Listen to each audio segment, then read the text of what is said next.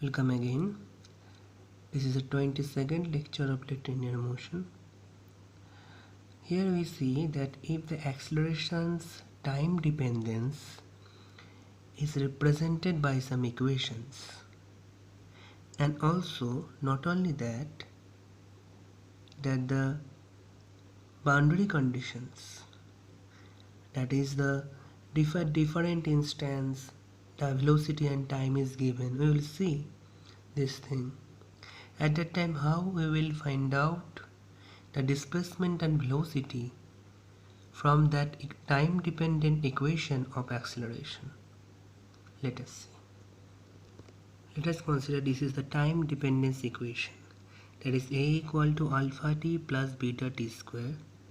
Here the acceleration have the linear dependency and also have the square dependency. So if I want to plot this thing, let us allow me to plot, that is it should be like that, acceleration and this is time. It have the linear dependency alpha t and it also have the square dependency.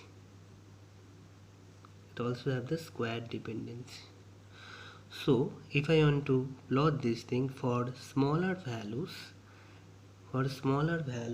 obviously the linear part is dominant, and for greater values of time, obviously the square part is dominant.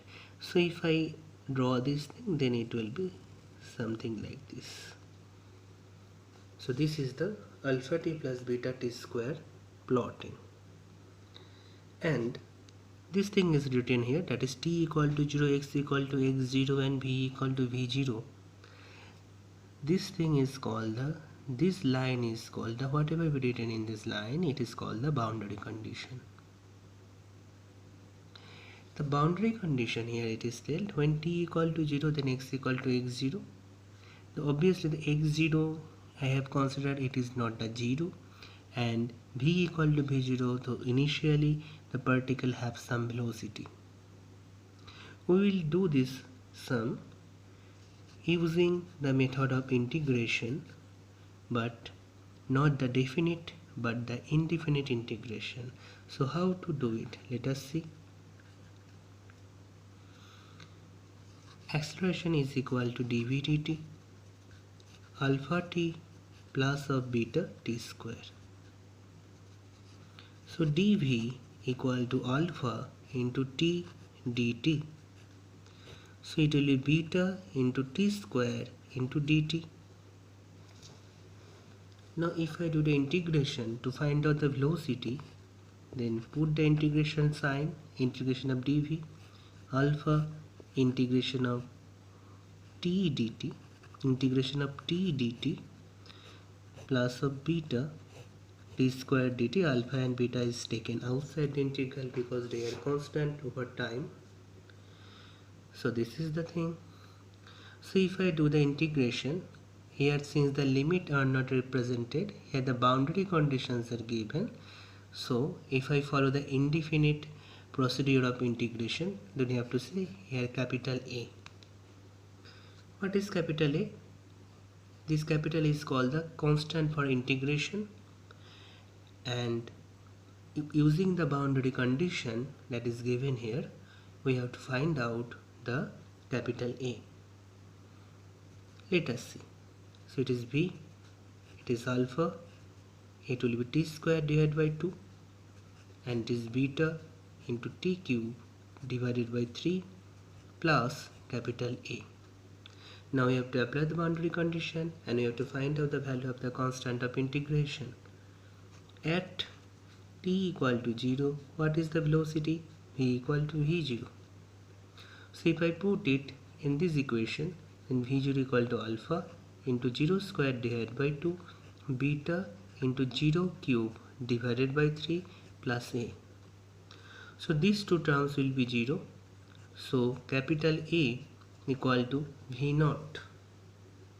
So if capital A equal to V naught, then if I substitute this in this equation, then this equation becomes V equal to V naught plus alpha into t square divided by 2 plus beta t cube divided by 3. This is the velocity of the particle after a time t. Now, if I use this equation to finding out the displacement, I have written here dx because the displacement is denoted by x, so the particle is moving along the x-axis. So it is dx dt v naught plus alpha t square by 2 plus beta t cube divided by 3. After a slight little bit rearrangement, we can write down this thing, that is v naught into dt alpha by 2 into t square dt plus beta by 3 into t cube dt. So if I do the integration to finding out the displacement, then it will be dx equal to v naught integration of dt alpha by 2 t square dt beta by 3 integration of t cube dt.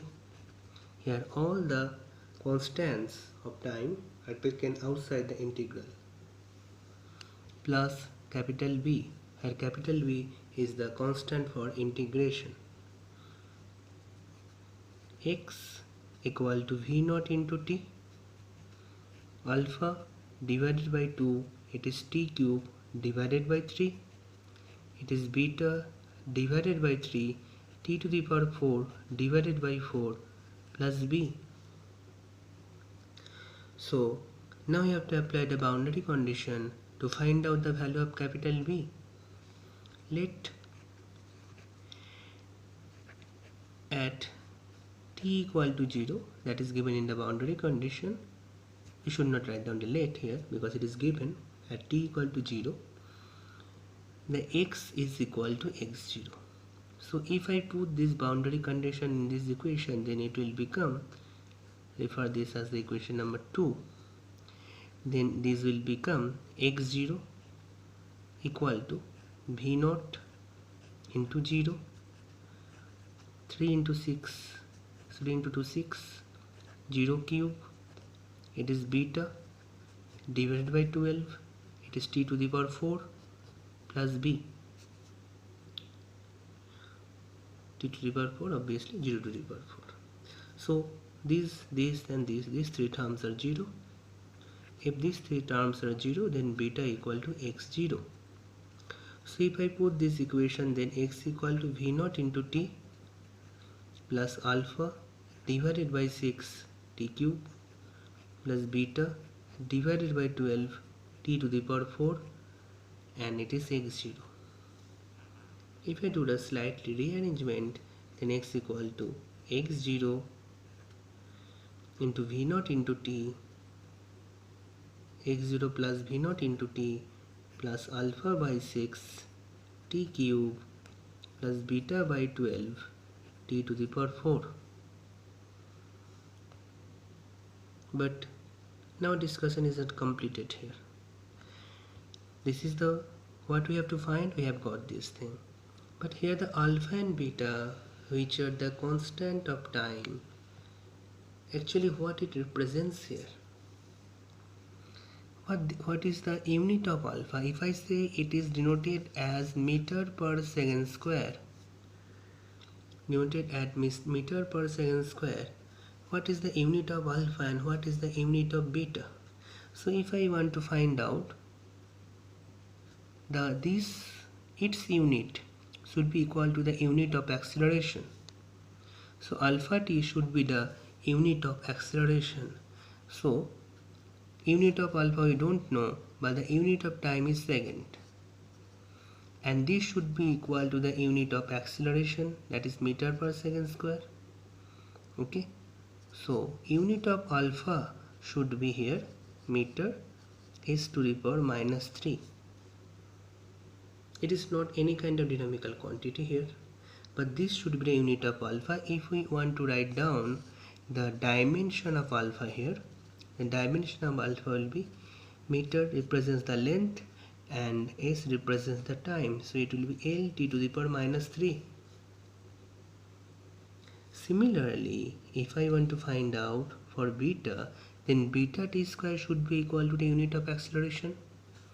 Then unit of beta, if I want to say, that should be equal to meter per second square divided by second square, because beta into t square. So it will be m into s to the power minus 3, and the beta is equal to, if I write down the dimension of beta, it is L t to the power, here is minus 4, sorry, L to the power minus 4. So why I am deriving this? Why I am doing the finding out the unit and the dimension analysis? Because here it is acceleration. When alpha and t is multiplied with each other, its product should be is of the unit of meter per second square. Its dimension should be of the dimension of that of the acceleration. Similarly, this thing is follows for beta t square.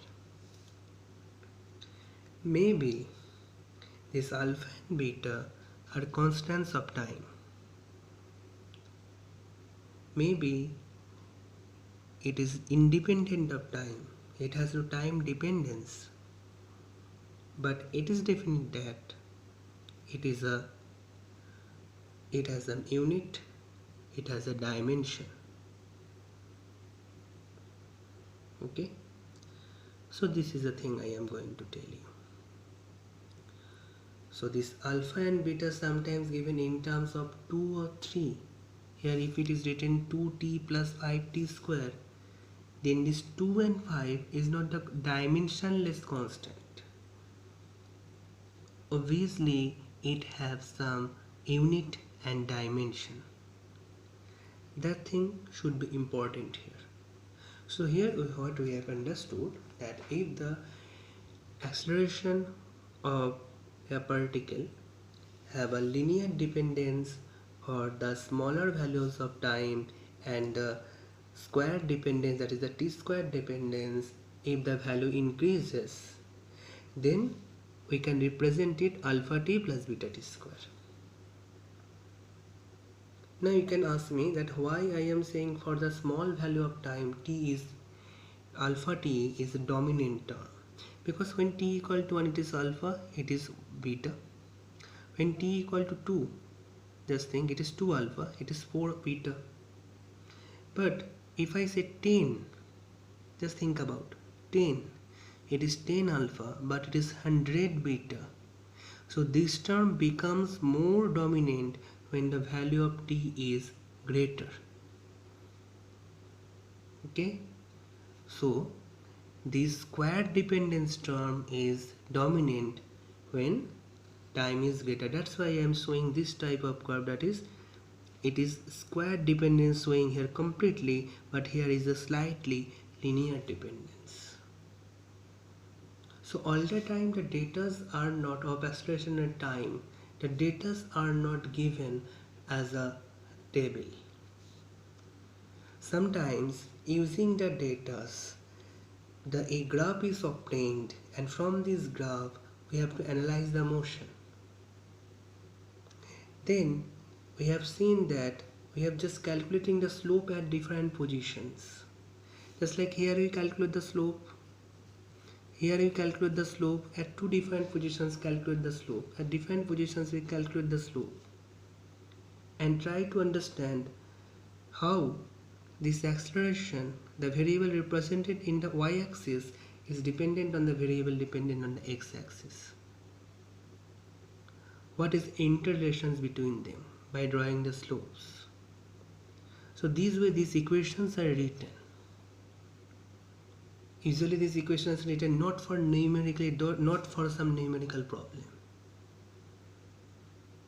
It is written from the data obtained from the graph, from the data after drawing the data in the graph, and from that we can decoding this, we can get this type of equation. We will not get this type of equations from the table. So this thing I want to say is at the end I want to say this is the velocity, and this is the displacement. So this is the thing. Thank you.